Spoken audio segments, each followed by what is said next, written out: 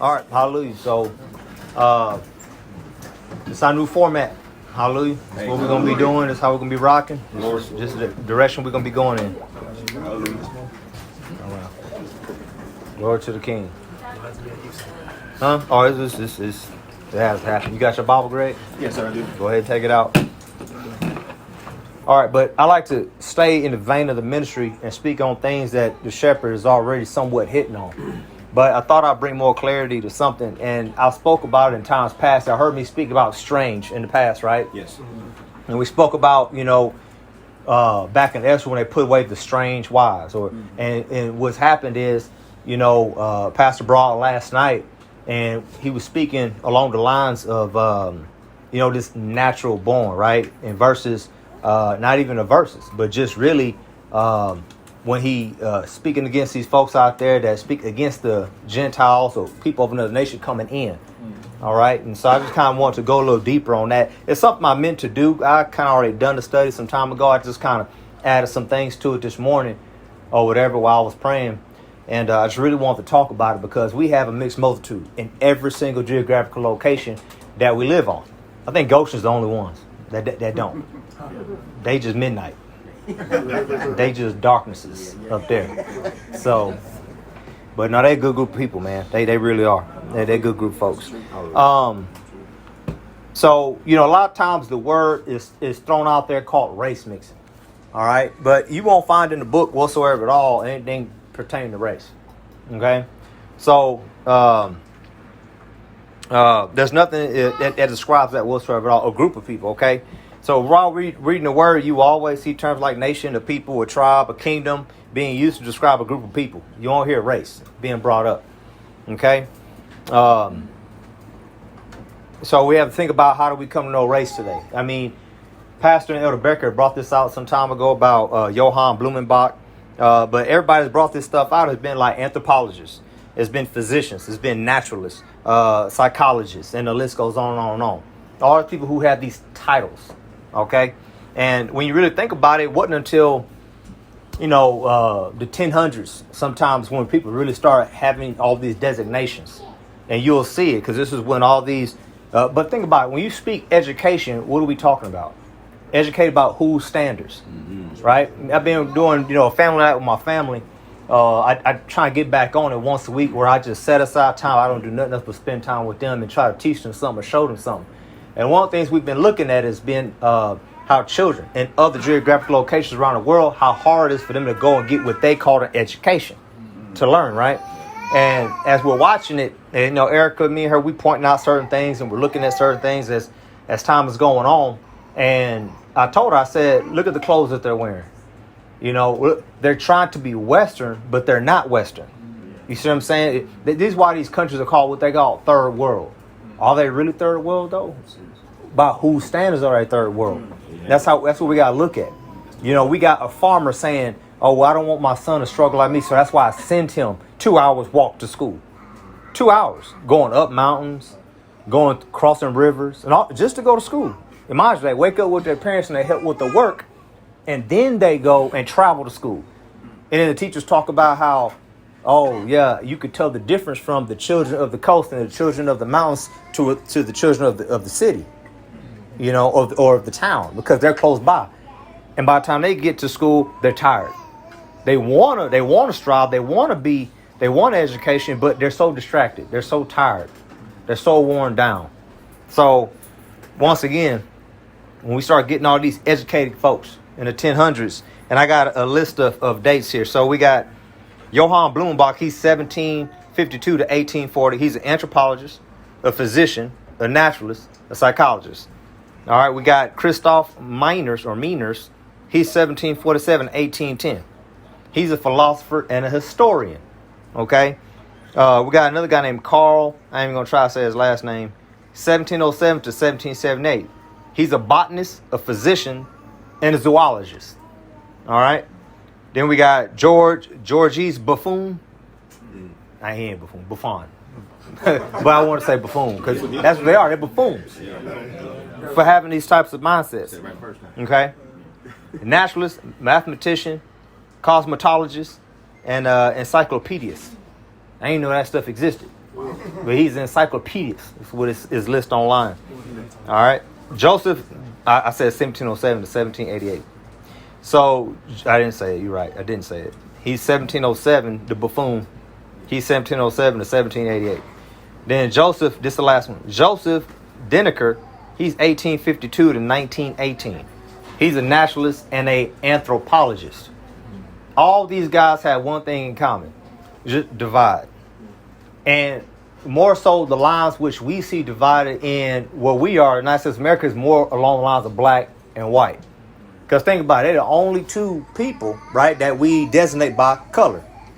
They're the only two. There's no, you look at somebody like Nelly, Erica, Sister Zasha back there, they're Puerto Rican. Why they get that designation? You know what I'm saying? And we got, what's Sister Lucia? Samoan. Why she get to be Samoan? You know? Why does nigga right here get to be Panamanian? You ain't no different than me. You see what I'm saying? He Panamanian, you got Catherine back there, Panamanian. You know, why they get to be Panamanian? You see what I'm saying? And Dick just could be white. And me just black. So base. And that's where the divide starts. Alright? That's where it starts.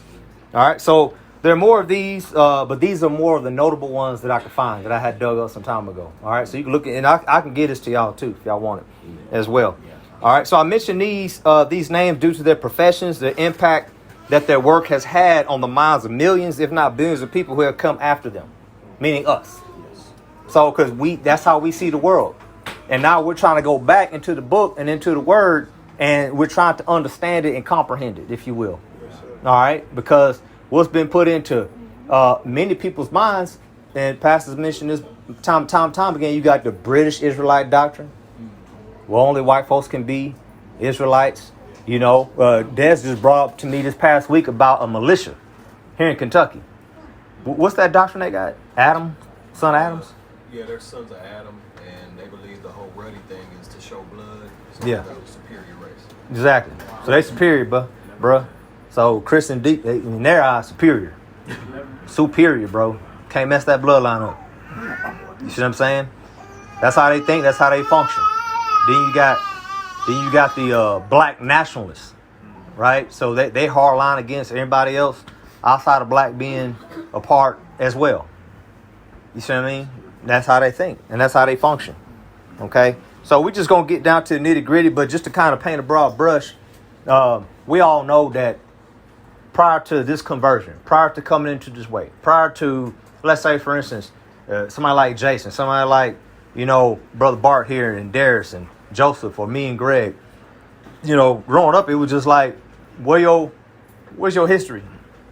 I told y'all that story about how I came into the walk, about what kind of woke me up.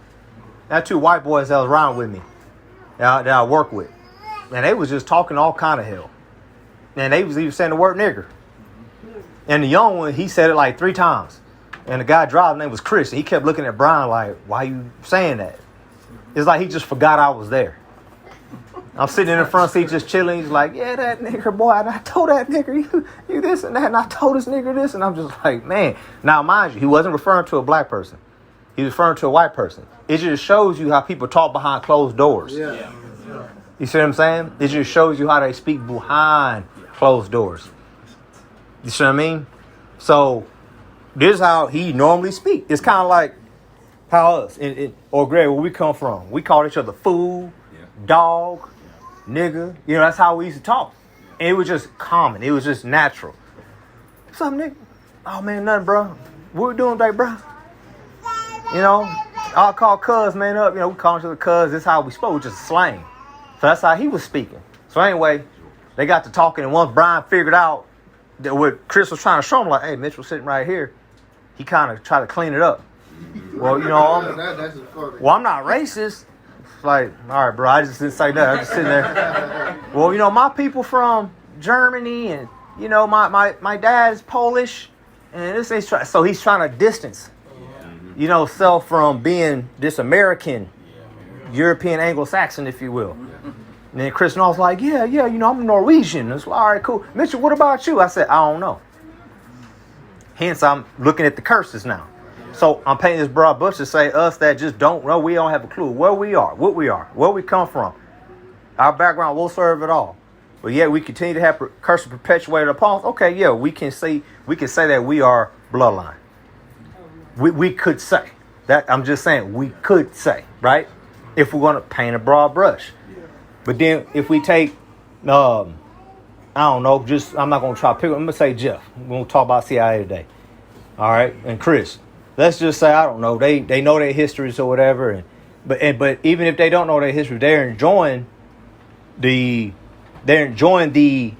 subconscious superiority of today. You see what I'm saying? There's a natural comfortability about walking about this earth right now, especially in the United States. For them, they have a comfortability. These three men right here that are what we would call white have a more of a comfortability that myself, Greg, the rest of us, Des, whoever, don't share. We don't have that comfortability. We can't. All right. So this is where the whole, when they just see us on the screen, you Israel. I just think that's ignorant. But they just say, you Israel. And they'll see somebody like Deacon, and they'll be like, he ain't Israel. And some people say Esau, whatever, But that's it. That's how they draw the line. So I don't want to go too far in depth, but we're just going to try to hit exactly what the Most High was talking about when it comes to this race mixing and all this and that and nations and whatever the case may be. Okay, Greg, I want you to hit go to Deuteronomy, Greg, 7 and just hold. All right, but y'all can write down Exodus 34, starting at verse 11 if you want. All right, that's what I'm gonna read from. Greg, you're gonna start at Deuteronomy 7. All right, so it says, observe thou that which I command thee this day. Behold, I drive out before you the Amorite, the Canaanite, the Hittite, the Perizzite, the Hivite, and the Jebusite. Take heed to thyself, lest thou make a covenant with the inhabitants of the land whither thou goest, lest it be for a snare in the midst of you. Okay? So don't make covenants with these people. All right? And to bring about clarity, these is lands that we're going to inherit, right? He's bringing us to war against these people to take over these lands. Okay?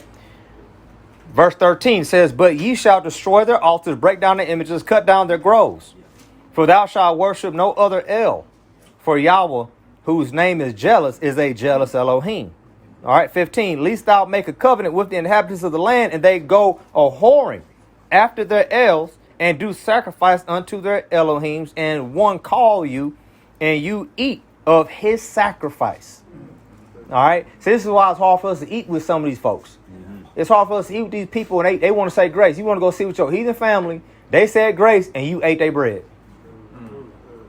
Think about that. You ate their bread.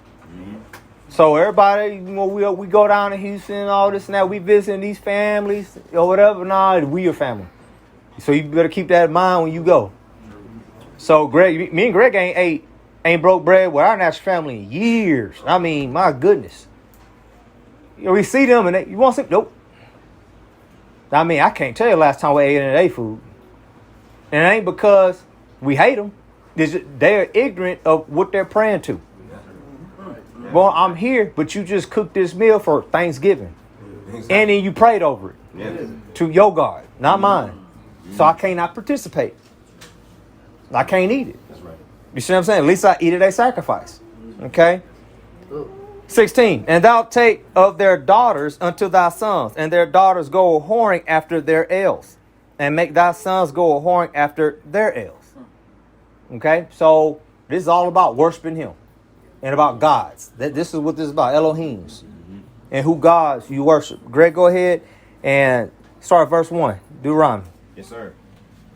When Yahweh your Elohim shall bring you into the land whither you go to possess it, and cast out many nations before you, the Hittites, and the Girgashites, and the Amorites, and the Canaanites, the Perizzites, the Hivites, and the Jebusites, 7 nations greater and mightier than you. And when Yahweh your Elohim shall deliver them before you, you shall smite them, and utterly destroy them. You shall make no covenant with them, nor show mercy unto them. Not even mercy. All right. So he said, I want you, these 7 nations mighty and greater than thou, you're going to utterly destroy them. All right. So there's utterly destroy here. All right. So this utterly destroy is H 2763. All right, and charam is what it means. All right, it's to seclude, to devote to religious uses, to devote to destruction. All right, to have a flat nose. Okay, that's a physically or meaning. But it says make accursed, consecrate, utterly destroy, devote, forfeit, have flat nose, utterly slay, make away. So I'm supposed to do away with these folks utterly. All right. So continue, Greg. 3. Neither shall you make marriages with them. Your daughter shall not give. You shall not give unto his son, nor his daughter shall you take unto your son. Mm-hmm. For they will turn away your son from following me. So what's the focus? Following me. Mm-hmm. Right? Him. Yahweh. All right, keep going. That they may serve other gods. So will the anger of Yahweh be kindled against you and destroy you suddenly. That's it. So, Greg, I want you to go to Deuteronomy 2 and just hold. Yes, sir. All right. So we're going to look at, once again, he talked about how they're going to turn your son's heart away from serving me. All right. So we're just going to hit just a quick example. It's pretty simple. Everybody knows this. It's 1 Kings 11:2. Yeah, it is. All right. And it just talks about, this is Solomon. All right. Everybody know that this is the wisest man. So they walk on the face of the earth, but yet slip. You know, and Pastor brought this up. He talked about men in their old age taking these wives, right? And how these women, they must have had some kind of sway. There's something about, supposedly the way Pastor was putting it was, maybe these men are losing some sort of strength in their old age. You know, it's kind of like being a grandfather, right? See, when you a father, you discipline. When you grandfather, you just kind of spoil. Mama, same thing. Mama, she hard as nails. But then when you get older, you a little more soft, right? You kind of you move off center a little bit. You know what I mean? But the idea is to stay on the cutting edge. That's right. All right? And that's what we need to be doing. Mm-hmm. I can take our mother, for example. Me, Greg, and my sister growing up. Yeah. Actually, the one closest to us. Mm-hmm. We were raised. We were raised. Mm-hmm. You see what I'm saying? All this little cutting the food and shit, it didn't fly. Nope. You know, people talk about their children's feelings. Oh, no, we didn't have feelings. It was like, feelings? Nigga, what? What feelings? Yeah. You see what I'm saying? No, we turned out pretty great. Say on. You know, we had, some type of tough skin. Mm-hmm. You know, me and Greg, I was talking to Pastor about that. I said, man, something happened after I got out of high school. It's like maybe a few years after me, man, that old generation is soft as shit. Well, They can't take words at all. I mean, boy, they just want to cry in their shell. And they are, what do you call that? They're victims at every turn. It's like, get out of the victim mentality. Yeah, please. It's off the chain. All right. 1 Kings 11:2. Of the nations concerning which Yahweh said unto the children of Israel, ye shall not go into them, neither shall they come into you. For surely they will turn away your heart after their Elohim. Solomon clave unto these in love. All right, so he claimed to the women in love, right? Mm-hmm. And it says, and he had 700 wives, princesses, and 300 concubines, and his wives turned away his heart. Yeah. So see exactly what y'all said. It always comes to pass in the prophets. That's what we see. We see the Tanakh. We see what's being said. Then we get to the prophets, and we see that everything that he said they was doing. What's your side? All right, bless. All right, Greg. We're gonna see a case of utterly destroyed. All right, Greg. Deuteronomy 2, start at verse 30. Matter of fact, don't even start at verse 34. Let me go up a little bit. Start at verse 30. I don't know if that do it or not, but go ahead. Okay, how about 26? Go ahead. Start at 26. Yes, sir. And I sent messengers out of the wilderness of Kedemoth unto Sihon, king of Heshbon, the words of peace, saying, let me pass through your land. I will go along by the highway. I will neither turn unto the right nor unto the left. You shall sell me meat for money, and that I may eat, and give me water for money that I may drink. Only I will pass through on my feet, as the children of Esau, which dwell in Seir, and the Moabites, which dwell in Ar, did unto me, until I shall pass over Jordan until the land which Yahweh Elohim gives us. But Sihon, king of Heshbon, would not let us pass by him. For Yahweh Elohim hardened his spirit and made his heart obstinate, that he might deliver him into your hand, as appears this day. And Yahweh said unto me, Behold, I have begun to give Sihon and his land before you. Begin to possess, and you may inherit his land. And Sihon came out against us, he and all his people, to fight at Jahaz. And Yahweh our Elohim delivered him before us, and we smote him, his sons, and all his people. All right, hallelujah. So now we get to the nitty gritty of this. Now remember who Sihon was. All right, he was of the Amorites, if I'm not mistaken. So he was of these nations which Yah had spoken of. All right, so go ahead, Greg. And we took all his cities at that time and utterly destroyed the men and the women and the little ones of every city. We left none to remain. Only the cattle we took for a prey unto ourselves, and the spoil of the cities which we took from Aroer, which is by the brink of the river Arnon, and from the city that is by the river, even unto Gilead. There was not one city too strong for us. Yahweh our Elohim delivered all unto us. Only unto the land of the children of Ammon we came not, nor unto any place of the river Jabbok, nor unto the cities in the mountains, nor unto whatsoever Yahweh our Elohim forbade us. All right. Hallelujah. So as we see here, they only took of the prey for themselves and the spoil of the cities which they took. All right. So they only took the cattle. Yep. This is what it says, for prey.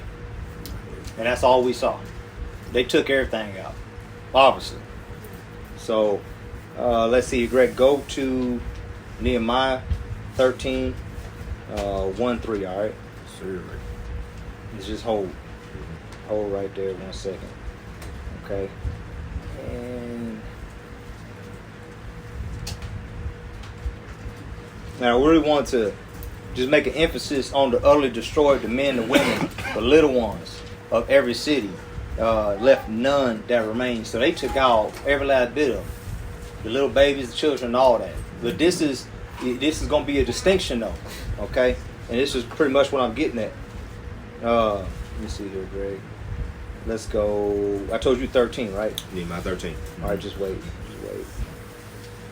All right, I'm gonna hit one real quick. So I'm gonna hit Nehemiah 10. I'm sorry, 29. Right, and it says, "And they clave to their brethren, their nobles, and entered into a curse, and into an oath, to walk in Yah's law, which was given by Moses, the servant of Elohim, and to observe and to do all the commands of Yahweh Elohim, and his judgments and his statutes."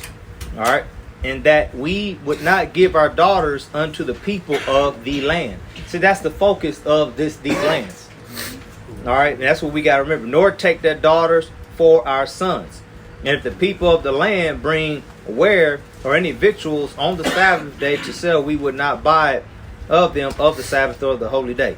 All right. So, Greg, go ahead with 13. Start at verse 1 through 3. Just go 1 through 3. 13, Yes, 1 through 3.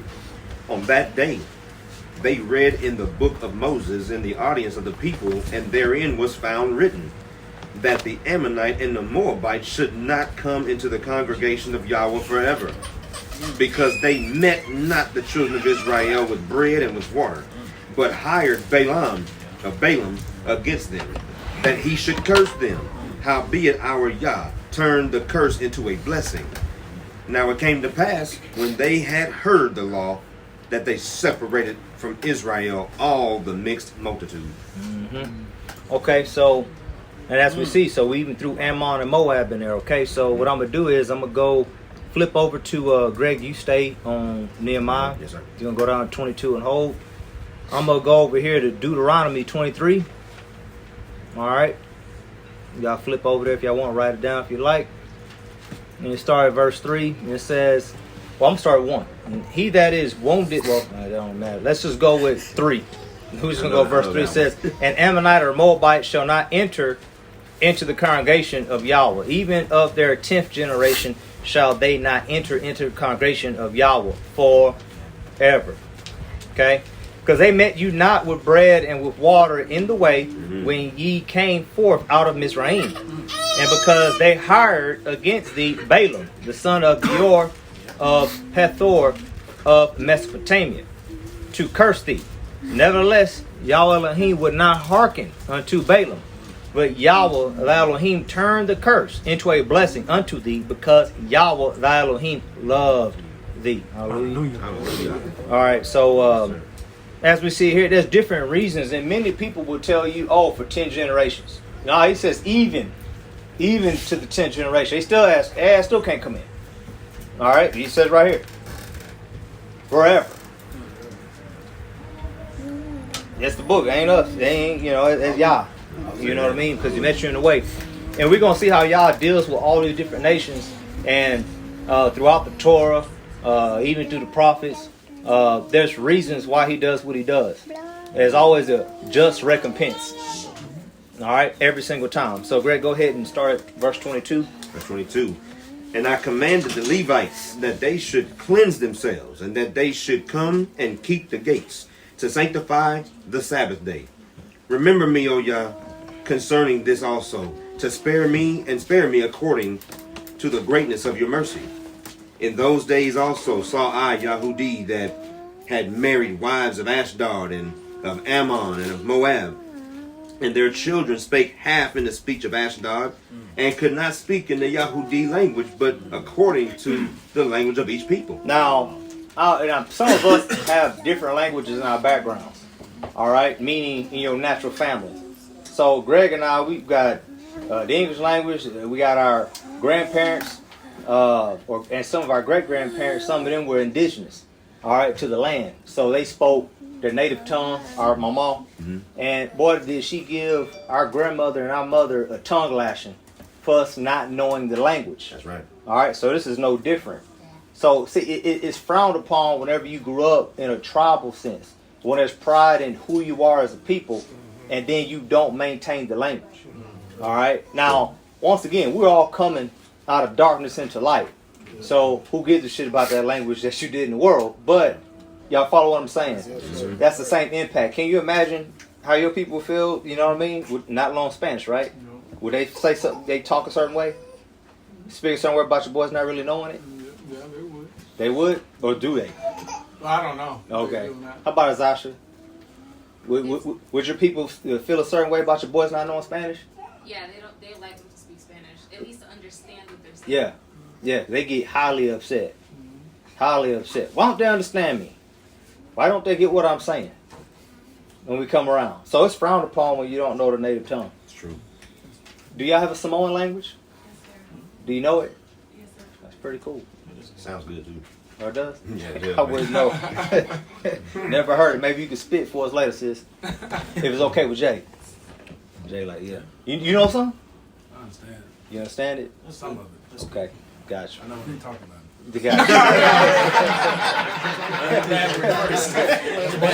We gonna figure it out. We gonna figure it out. You understand what they're talking about? Hallelujah. All right, man, let's continue. Hallelujah. 25? Yes, continue. Okay, Keep yes, going. And I contended with them, and cursed them, and smote certain of them, and plucked off their hair, and made them swear by Yah, saying, You shall not give your daughters unto their sons, nor take their daughters unto your sons, See how, for yourselves. see how hard, serious that was Mary. about not marrying outside. They was, whew, they was on it. They was on it, bro. Over chapter 4. They was hitting hard. I mean, yeah, that's a good shit through that one in here. Yeah. But 4, man. this some serious stuff. This is just how Pastor was talking last night. It don't make no sense for him to take on some Christian woman, right? Him That's being right. a Hebrew, him being an Israelite, dealing with somebody that don't think like him, don't believe like him. That's it. That's going to sway him from worshiping his Elohim. Keep going, Greg. Did not Solomon, king of Israel, sin by these things? Yet among many nations was there no king like him, who was beloved of his Elohim, and Yahweh made him king over all Israel. Nevertheless, even him did outlandish women cause to sin. Shall we then hearken unto you to do all this great evil, to transgress against Yahweh, our Elohim, in marrying strange wives? And one of the sons of Joiada, the son of Eliashib, or Shib, the high priest, was son-in-law to Sanballat, the Horonite. Therefore I chased him from me. Remember them, O my Yah, because they have defiled the priesthood, and the covenant of the priesthood and of the Levites. Thus cleansed I them from all strangers, and appointed the wards of the priests and Levites, even one in his business, and for the wood offering at times appointed, and for the first fruits. Remember me, O Yahweh, for good. Yeah, glory to the King. So once again, this stuff's serious, man. Yeah. And this is the reason why it's somewhat of a sad thing in the sense that we don't have generations of this walk. And the reason why it's so sad we don't have generations of this walk, because it'd be simple. It'd be very easy, right? My daughter with your son with my daughter. It would be so simple. So, but we're the repairs of the breach, right? Yeah, So, since seeing that we are the repairs of the breach, you got which you got is this: raised different. That one raised different. Oh, I don't like that. Oh, my personal preference is this or that. You see this, so this is what we got. So it's not going to be that easy. So our hope is that our generations come behind us get easier and easier and easier to put together. That's right. You see, because if you gonna bring in what you used to, see, I already told Eric, listen, hey, I don't give two shits about what y'all did in Florida. I'm not worried about Mama and Nelly and grandmama and grandpa. I don't give two shits about how they raised you. I don't even care about how my parents raised me. I'm trying to get it. We try to get it together in this now. That's it. You see what I'm saying? That's right. We try to get it together in this now. Now, do I take away some of what only that which is good? And then I speak to the shepherd. It lines up pretty well. Hallelujah. And I rock with that. You see what I mean? So, I got plenty of brothers out there. I got 2 daughters. I had 2, 3, 4 brothers. They got sons. I told her, I said, hey, shit, they husband could be walking around in the ministry right now. It might be 25. I don't know. Right. Abigail, she's 6 years old. You see what I'm saying? And so I'm gonna have a long history of just watching. Just a long history of watching for a while. But this stuff is serious in order that we maintain cohesion in the body, That's right. function the same, act the same, talking the same way, functioning the same way, right? I think my Abigail was playing with some little girl straightway. And I ain't gonna say who the parents were because I ain't trying to out nobody. But and that's another thing. If you come to me about anything, I'm gonna talk about it eventually. I just ain't got around to it. I will speak on it. Supposed to. It's supposed to. Look at what Pastor said last night. Yeah. That's the truth. Or last week in the Sabbath services. Did these boys just not say nothing? Smoking that week he was gone. That means he's not. Yeah. I mean, how are we going to get on the same page if we don't talk about it? There it is. Hallelujah. And speak on it. So we can march one way so we can kind of get on the same page. Hallelujah. We got to talk about it. We got to speak on it. But I move on stuff like this very slow. You know what I do? I get with him. If I can't figure it out, hey, what do you think? Pastor, what saith you? Elder Rufus, what say you? That's it. Hey, can I talk to y'all 3? I just want to run something by you that took place about 3 weeks ago. Safety. Hallelujah. Mind you, I'm moving real slow. Hey, I want to talk to you about something that happened 6 months ago. Just something been on my spirit. I've been letting it just simmer.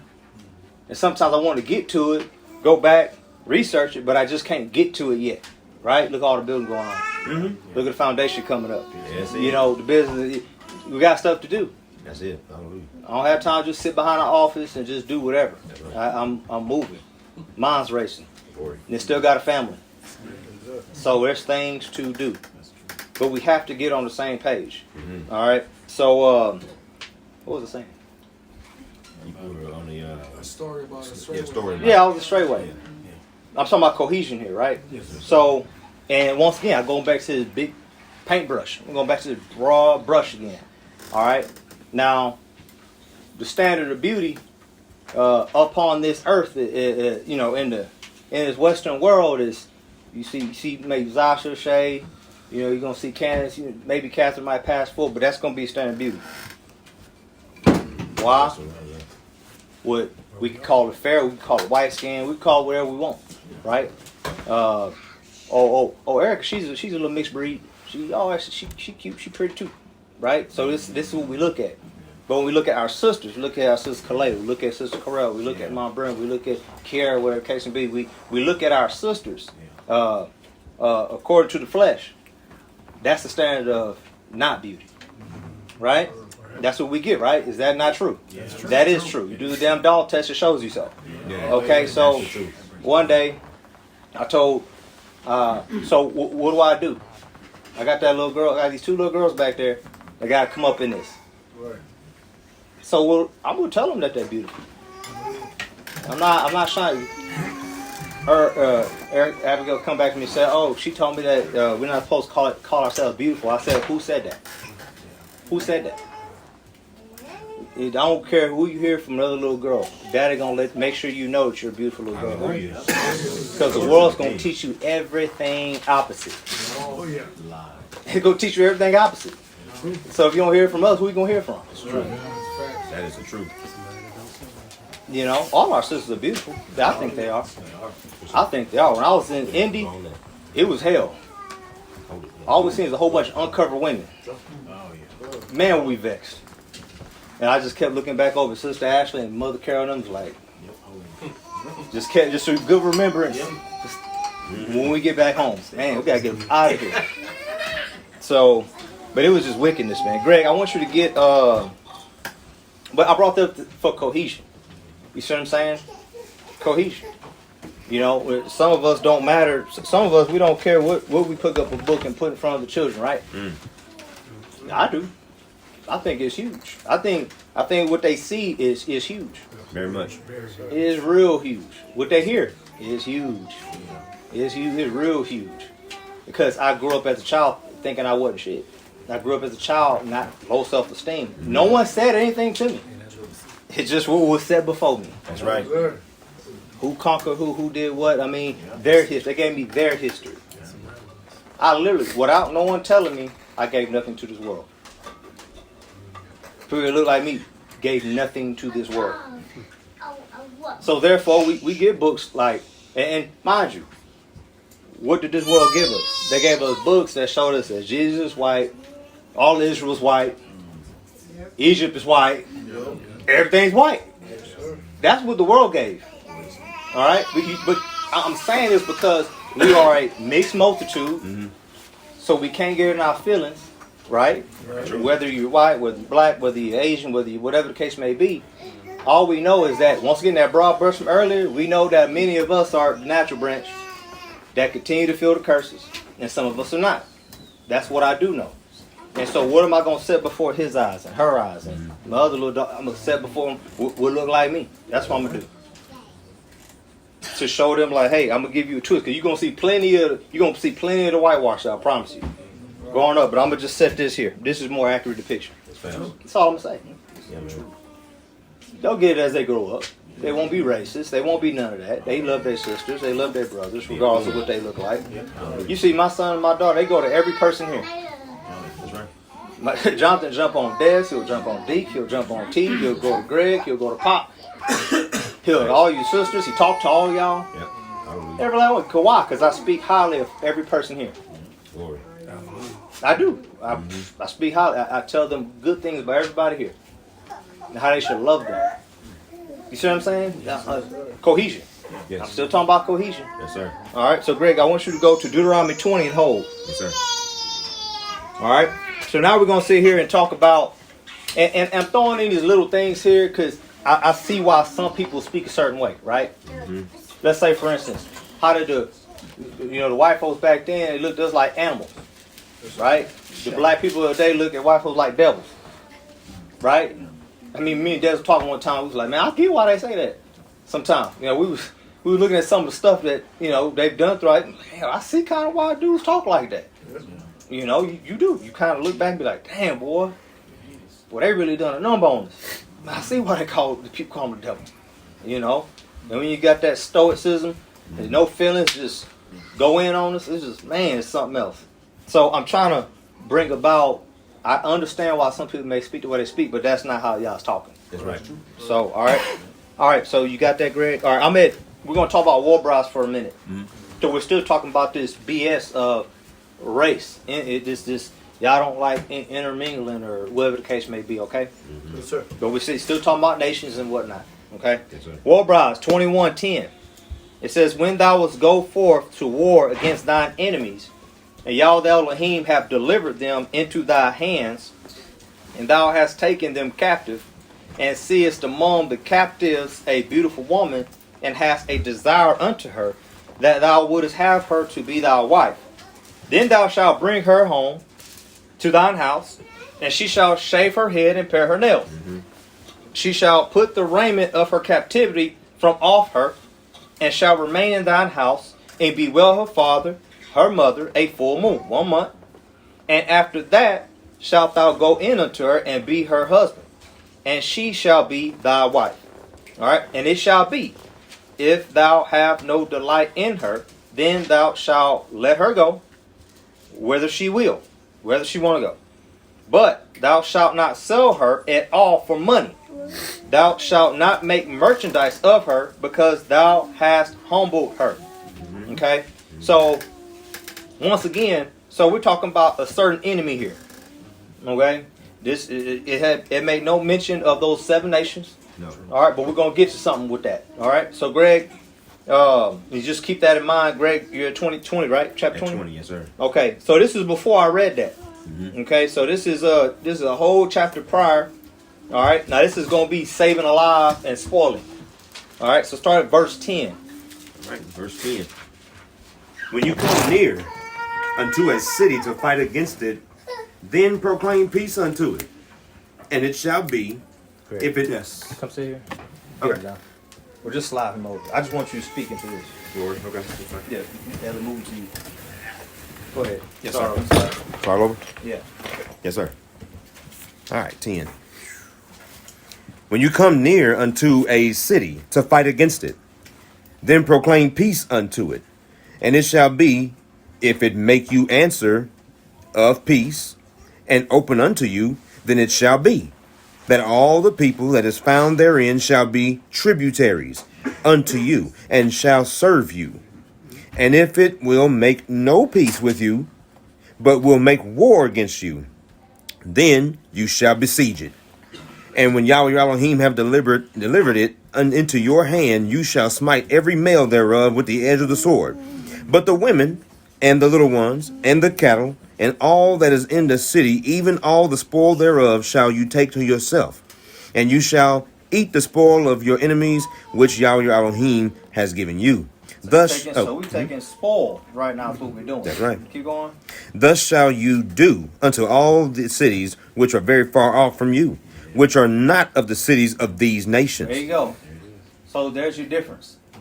And I bring it out because this is not something that I've heard in ministry people capitalize on. That's right. There's a reason. This is the very far off. This isn't of these nations that I'm talking about. That's why y'all's talking. This ain't of these 7 nations. These aren't of these cities which you're going into inherit. Mm-hmm. That I'm telling you to utterly destroy. See the difference? Yeah. Big All right. difference. Hallelujah. Go ahead. But of the cities of these people, which Yahweh your Elohim doeth give you for an inheritance, Key you point. shall... Oh, yep. Right, of inheritance. go You shall save alive nothing that breathes. But you shall utterly destroy them, namely the Hittites and the Amorites and the Canaanites and the Perizzites and the Hivites and the Jebusites, as Yahweh Elohim have commanded you. So there we go. He talked about this is who you're going to hit up. That's right. This is hit them up. This is like some gang mafia stuff. We're going to take them all out. That's right. We're going to take them out, those that piss us against the wall. That's it. The males. We're going to take out the females. We're going to take out the female babies. The male babies. Cleanse the whole land. Persian. Yeah. Persian. We don't want nothing of them. That's right. Everything that breathes. Gone. Mm-hmm. Yeah, Greg. That they teach you not to do after their abominations, which they have done unto their gods.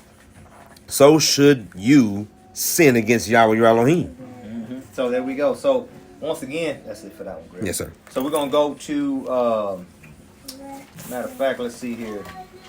Greg, go to 1 Samuel 15, which is old. Yes, sir. But as we see here, there's a difference. So what everybody does is they'll point to this, right, for you to put away strange wives, or what they call strange wives. Erica, strange wife. Shay, strange wife. Lucia, strange wife. Right? This is what they would tell us. This is how they would talk to us. That's what they do. Yeah. This is what they do. Zasha, strange wife. You know, they would call for them, strange wife. That's what they would do. And if I wasn't with someone the same hue as me, it's a problem. And it's up to them to be the judge of it too. That's how they speak. They don't know no histories, they don't know no backgrounds, they don't know anything. Whether she was fly or Gentile or not, it don't matter. It's just, but that's how they speak. That's how they talk. All right, Greg, let's see this. Let's start at verse 1. Verse 1. And you're going to go all the way to 11. Yes, sir.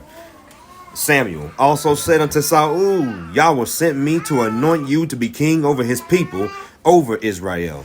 Now therefore hearken you unto the voice of the words of Yah. Thus saith Yahweh of hosts, I remember that which Amalek did to Israel, how he laid wait for him in the way which he came when he came up from from Egypt. Now go and smite Amalek and utterly destroy all that they have, and spare them not, but slay them all, man, woman, infant, suckling, ox, sheep, camel, ass. And Saul gathered the people together and numbered them in Telaim, 200,000 footmen and 10,000 men of Judah. And Saul came to a city of Amalek and laid wait in the valley. And Saul said unto the Kenites, Go, depart, get you down from among the Amalekites, lest I destroy you with them. And you showed kindness, for you showed kindness to all the children of Israel when they came up out of Egypt. So the Kenites departed from among the Amalekites. And Saul smote the Amalekites from Havilah until you come to Shur, that is over against Egypt. And he took Agag, the king of the Amalekites, alive, and utterly destroyed all the people with the edge of the sword. But Saul and the people spared Agag, and the best of the sheep, and of the oxen, and of the fatlings, and of the lambs, and all that was good, and would not utterly destroy them, but everything that was vile and refuse, that he destroyed utterly. So right here, he's taking the place of the Most High. You know, and we've seen it throughout the book. The prophet that was supposed to do one thing but did another. You know what I mean? So at the end of the day, whatever y'all say, we just got to do. That's right. Period, point blank. Go ahead. Then came the word of Yahweh unto Samuel, saying, It relented me, that I have set up Saul to be king, for he is turned back from following me, and have not performed my commandments. And it grieved Samuel, and he cried unto Yahweh all night. All right. So right here, we know that now we're gonna hit a footnote for the. Greg, I want you to go to Ezra 9. Just hold. Gotcha. And we're gonna wrap it up. We got these. We're gonna hit these last 2 chapters, and just to kind of bring forth all this nonsense. Ezra 9, right? Yeah, Ezra 9. Okay. Now hold. So I'm gonna go to Exodus 14 real quick. 17:14. So Exodus 17:14, and believe me, there's a lot more you can add to this too. By the way, so Exodus 17:14 it says, and Yahweh said unto Moses, Write this for a memorial in a book, and rehearse it in the ears of Joshua. For I will utterly put out the remembrance of Amalek from under heaven. And Moses built an altar and called the name of it Jehovah Nisus. All right. For he said, because Yahweh have sworn that Yahweh will have war with Amalek from generation to generation. So, but he already done swear he was going to blot him out. He was going to utterly destroy him. That's right. And so Saul just didn't follow suit. You know what I mean? He just didn't. He wasn't hungry to follow Yahweh with all his heart, all his mind, all his soul, his whole spirit. All right. So now we're going to go pretty much to the, if I can say and be pure, the grand finale of this thing is Ezra 9. And this is how. And so people, they try to use some of what we read to justify what we're about to read right now. All right. Man, boy, I tell you. All right, Greg, we're gonna go kind of tit for tat here, all right? Yes, sir. I might read the whole thing, I don't know. Hey, so be it. So right here it says, and now when these things were done, the princes came to me saying, the people of Israel and the priests and the Levites have not separated themselves from the people of the lands, doing according to their abominations. And that's the key point. Doing according to their abominations. But even at this time, though, even if you wasn't, bro, the mere fact that you even tempting y'all to deal with these people of the land, that's a problem. All right. And it says, of the Canaanites, of the Hittites, the Perizzites, the Jebusites, the Ammonites, the Moabites, the Egyptians, all right, and the Amorites. All right. And it says here, for they have taken of their daughters for themselves and for their sons, so that the holy seed have mingled themselves with the people of the lands, of those lands. Yea, the hand of the princes and rulers hath been chief in this trespass. So you already know if the rulers are doing it, the people, for the most part, let me say that, for the most part, are just following suit. They ain't saying that, they ain't doing nothing. That's it. And when I heard this thing, I rent my garment and my mantle and plucked off the hair of my head, of my beard, and sat down astonished. So he's sitting here astonished, like, man, this is written plainly for us not to do, but we're doing it anyway. It's plain.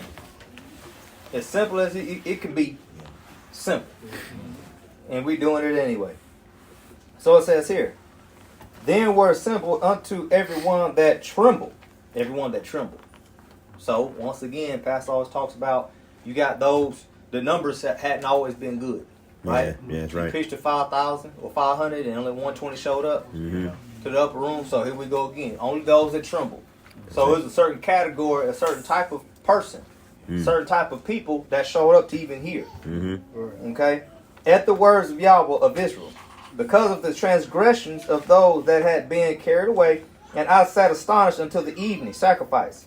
And at the evening sacrifice I arose from my heaviness, and having rent my garment and my mantle, I fell upon my knees, and spread out my hands unto Yahweh of Elohim, and said, O my El, I am ashamed, and blush, to lift up my face to you, my Elohim, for our iniquities have increased over our head, and our trespass is grown up unto the heavens.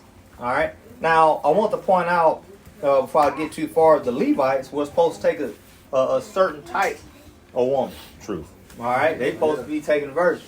Number one, they wasn't even supposed to even deal with anybody that had been defiled.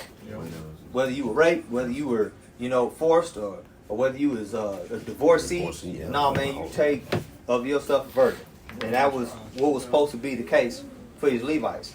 And not only that, they didn't take that. They took, who knows, they took virgins of another nation. But still, you shouldn't be doing of that land. Since the days of our fathers have we been in a great trespass to this day. And for our iniquities have our kings and our priests been delivered into the hand of the kings of the lands, to the sword, to captivity, and to a spoil, and to confusion of face as it is this day. Greg, you take it from there. Verse 8, keep going. Verse 8. And now for a little space, grace hath been showed from Yahweh our Elohim to leave us a remnant to escape, and to give us a nail in his holy place, that our Elohim may lighten our eyes and give us a little reviving in our bondage. Hallelujah. For we were bondmen, yet our Elohim hath not forsaken us in our bondage, but hath extended mercy unto us in the sight of the kings of Persia, to give us a reviving, to set up the house of our Yah, to repair the desolations thereof, and to give us a wall in Judah and in Jerusalem. And now, O Yahweh, our Elohim, what shall we say after this? For we have forsaken your commandments, which you have commanded by your servants the prophets, saying, the land unto which you go to possess it, in an unclean land, with the filthiness of the people of the lands, with their abominations, which have filled it from one end to another with their uncleanness. Now therefore Give not your daughters unto their sons, neither take their daughters unto your sons, nor seek their peace or their wealth forever, that you may be strong and eat the good of the land and leave it for an inheritance to your children forever. All right, so right here, something else to highlight right here is it talks about nor seek their peace. Nor seek All their right, peace. nor Yes, their sir. wealth forever. So we don't even seek the peace, Mm-hmm. which is totally contrary to what we read in Deuteronomy 20 when we go far off and come against the enemy, we first seek peace. Right. And if they do peace, then they become our tributaries. Mm-hmm. Right? They pay tribute. And if they don't, then we make war. That's right. And we can take a bride. We can take a war bride at that time. Mm-hmm. You see? All right, keep going, Greg. 12, 13. Yes, 13. Yep. And after all that is come upon us for our evil deeds and for our great trespass, seeing that you are Yahweh, our Elohim, has punished us less than our iniquities deserve, and has given us such deliverance as this. Should we again break your commandments and join in affinity with the people of these abominations? Would not you be angry with us till you have consumed us, so that there should be no remnant nor escaping? O Yahweh, Elohim of Israel, you are righteous, for we remain yet escaped as it is this day. Behold, we are before you in our trespasses, for we cannot stand before you because of this. Hallelujah. All right, so we're going to go ahead and go down to chapter 10 real quick and just wrap this up. We're not going to read the entirety of it, but just more so for just clarity at the end of the day. So this is where they start putting them away, right? And so it says, now when Ezra had prayed, and when he had confessed, weeping and casting himself down before the house of Yahweh, there assembled unto him out of Israel a very great congregation of men and women and children, for the people wept very sore. All right? So for, and it says, and Shecaniah, I'm just calling him that, the son of Jehiel, and the sons of Elam answered and unto Ezra, we have trespassed against our Elohim, and have taken strange wives of the people of the land. Yet now there is hope in Israel concerning this thing. All right. Now therefore let us make a covenant with our Elohim to put away all the wives and such as are born of them according to the counsel of my master, and of those that tremble at the commandment of our Elohim, and let it be done according to the law. So, I mean, they was taking woman and children. Now, I'll be honest with you. If Erica was self-proclaimed, like, oh man, she, is a Hittite. I mean, who is Hittite today? Who's Jersey today? I'm just saying. I mean, what it? I mean, you see, you are the Amorites. You see what I'm saying? I mean, Some of the captivity, man. you see what I mean? But we can't even say that. Mom Ronnie, you an Amorite? All right. I mean, Corella, you a Hivite? You a Hivite? I mean, supposed all people dark, right? So, I mean, we ain't gonna just pick on those that ain't black, right? You see what I'm saying? Yeah, Where they at? Say on. Where they at? So, I mean, but if you were at this time, I don't think you got no choice, bro. It's like, hey, yeah. stay with us, we good. But you know what you gotta do. All right, Miguel, you got it. I know you like Crystal and everything, but hey, man, she kick rocks.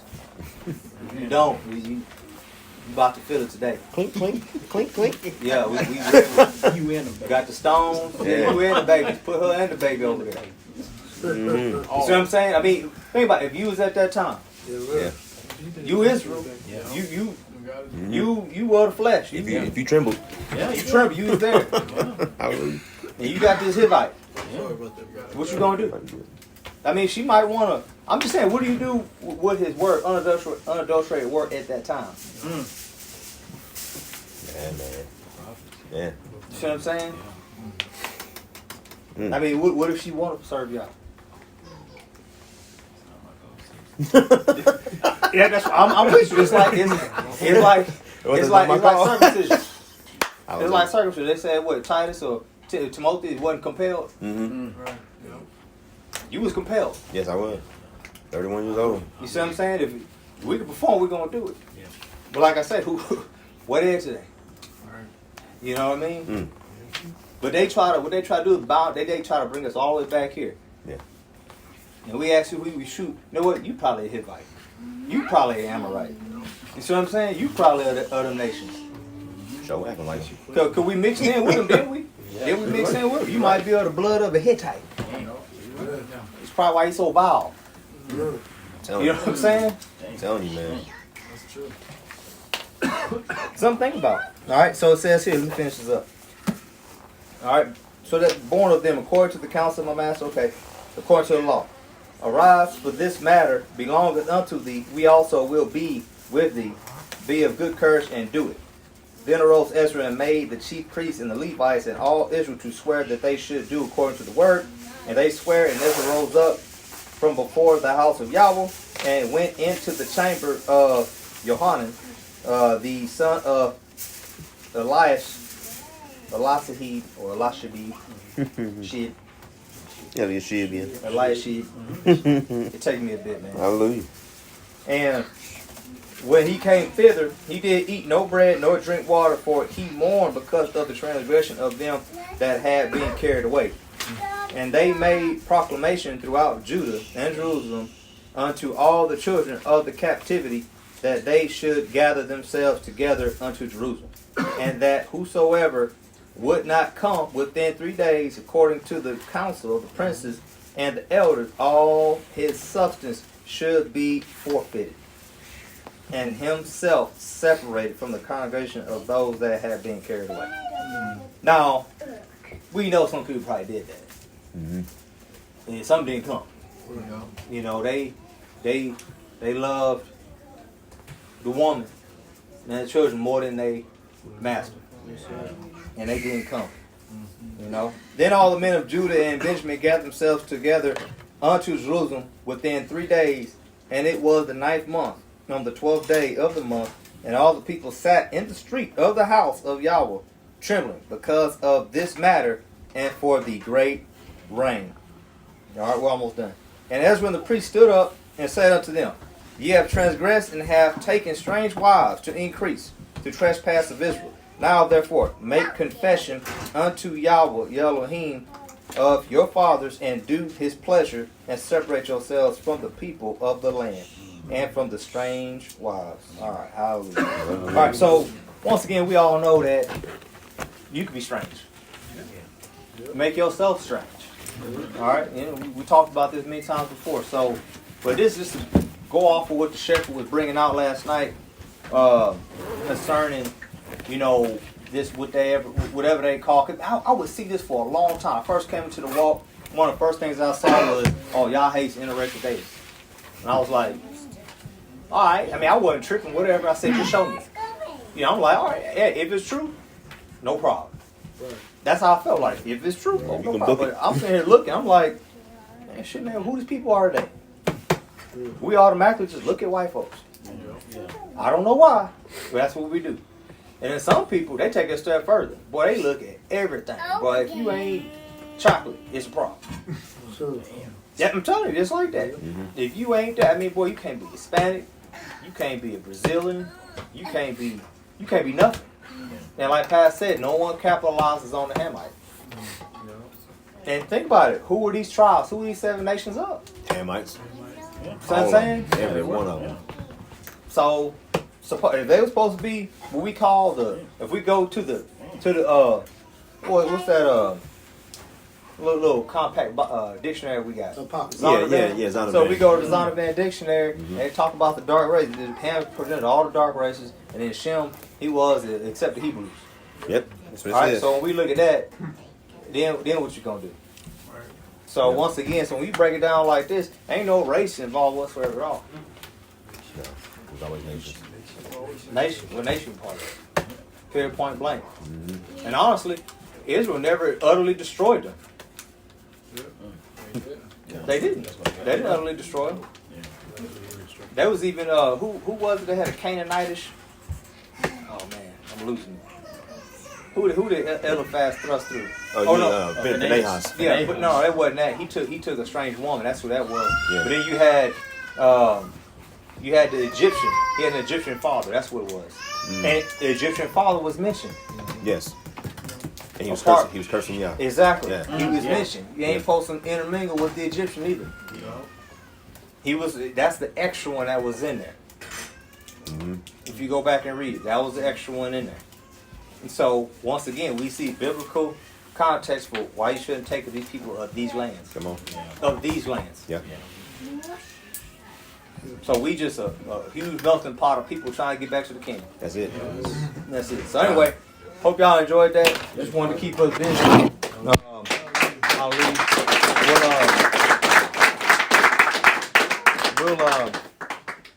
We'll get on with our day. We'll kind of, we got an hour to do whatever it is that we need to do. Chris will check and see if the message is up from Shepherd, and you can run up and go download. All right, that's what we'll do. Hallelujah. Glory to the King. All right, I'm gonna go ahead and pray us out, and we'll be done. Come on.